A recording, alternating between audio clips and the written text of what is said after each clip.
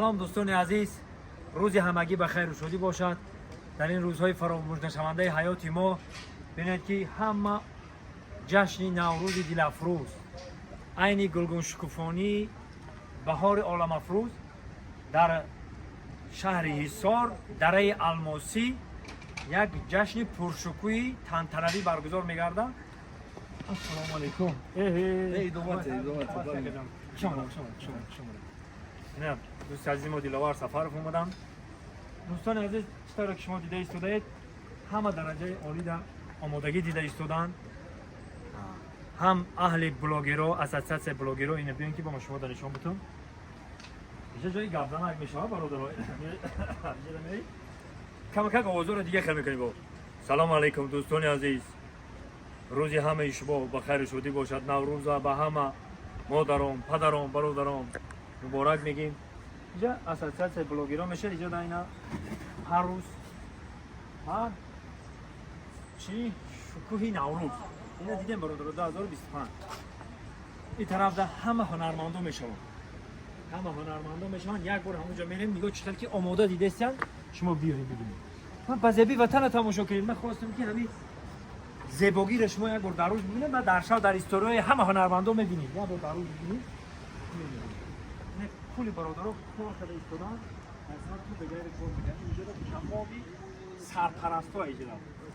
اینجا در دوشنبه سیتی، سیرسه، اوریون، تمام چیزا اینه. اساسیاسیون ما برادرها.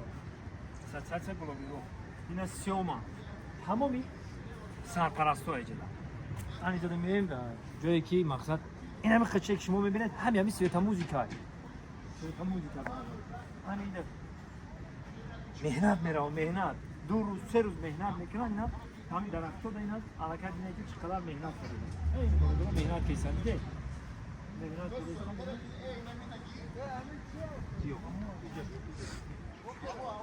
رفیق خواه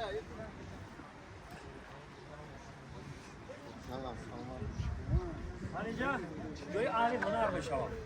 هنرمندا میبروین، تبریک میکنن، فرود میخونن، حج میگارو حج میکنن. اینجا جای تلویزیون کلام درجه عالی ده. این آمادگی تمام نمود سه موزیکا درجه عالی ده که با طلبات دنیوی جوابگو.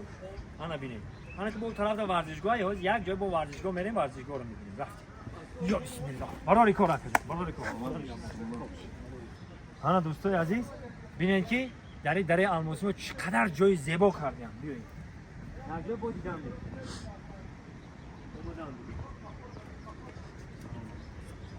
این زیبایی رو ببینید. این چی رو نشون میده؟ این رمزی بوی تاجیکی را کرده است. این کته شاهی رمز است. این تاجیکو. السلام علیکم. اینا تمام اینا گل و گلکاری ها بیاد در باغ خطی برای من دوری شما رو نشون میدم. اکالی با شاود ببینید بود حادثات پیدا در شما باید حادثات دیگر اومدن تماشا کنید حلاوت.